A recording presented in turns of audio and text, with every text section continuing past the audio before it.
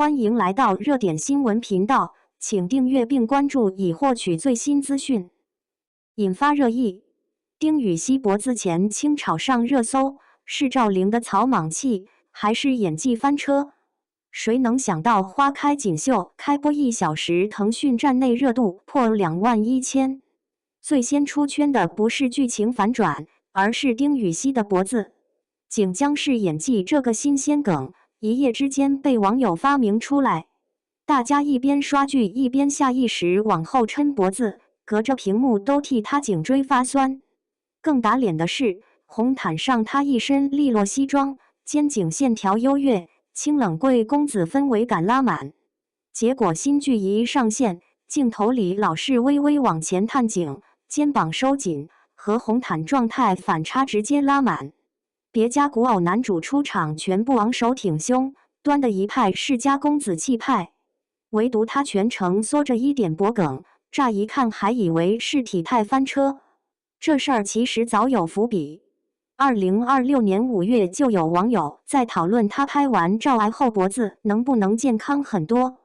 7月他戴超长帽翅的帽子，怕误伤别人，一直歪着脖子走路。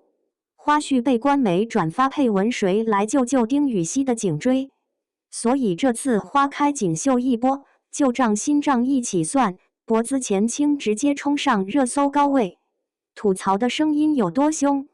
不少网友截取单人特写镜头，说他多部剧集都存在低头前倾的习惯。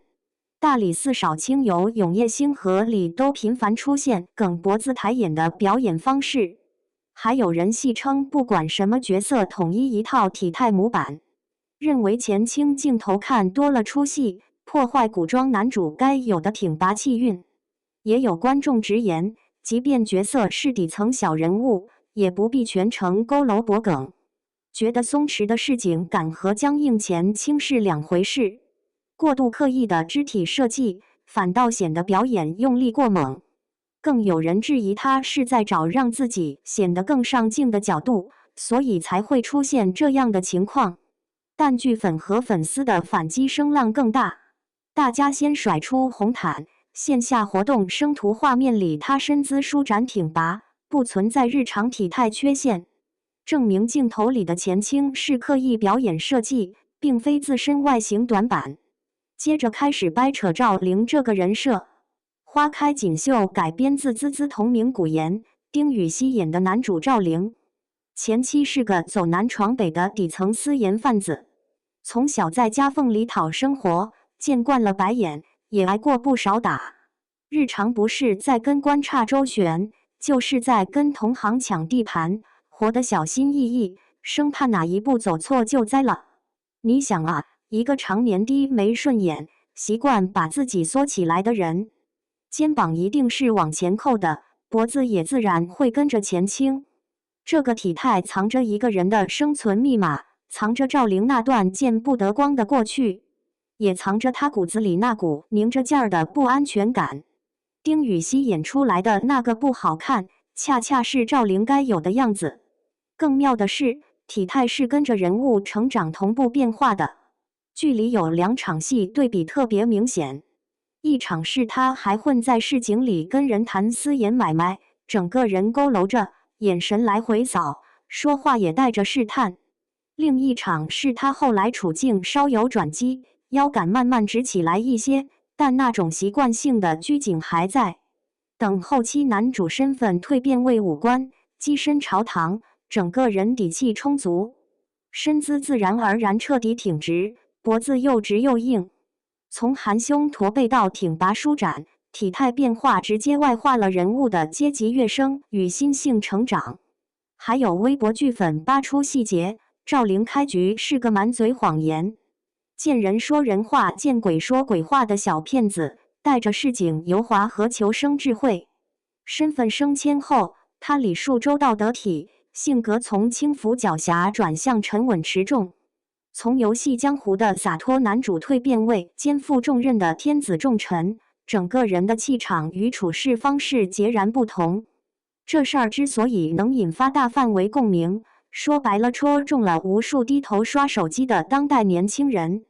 网友自嘲同款脖子前倾，主打一个互联网是令我现在内与很多古装男主一味追求完美镜头感，从头到尾姿态一模一样，人物看不出区分度。丁禹兮不走模板化路子，敢在荧幕上放下完美偶像包袱，用一处体态变化撑起人物成长弧光。剧组私下花絮还有个很少外传的小故事，为了稳住这个细微体态，开拍前他反复对着镜子练习角度，长时间固定前倾姿势拍戏，一天收工下来颈肩僵硬酸痛，收工之后还要抽空去正骨放松，就为把这个不起眼的细节做到位。但争议真正被点燃，绕不开碎片化追剧这个事。热搜上那些被吐槽的镜头，绝大多数是短视频平台截取的局部特写，特定角度单独剪出来，放大了前倾的观感。不少网友指出，恶意截取低头、侧面的特定角度放大，并非剧中的真实状态。有观众建议亲自看剧再做判断。前4集故事线饱满，节奏紧凑，体态问题在完整剧情中并不突兀。也有人放出现场花絮打脸，部分被用作头大身小证据的截图，实为群演而非丁禹兮本人。正向热搜难上主榜，而丁禹兮脖子前倾迅速登上高位热搜，被粉丝质疑为特意买的黑热搜。观众的真实反馈其实是分裂的，一些人认为演技、剧情、妆造都无短板，体态讨论属于黑无可黑后的人身攻击，呼吁关注剧集本身质量。另一些追剧观众表示，确实觉得脖子前倾让人特别不舒服，存在一种奇奇怪怪的观感，但也承认剧整体不错。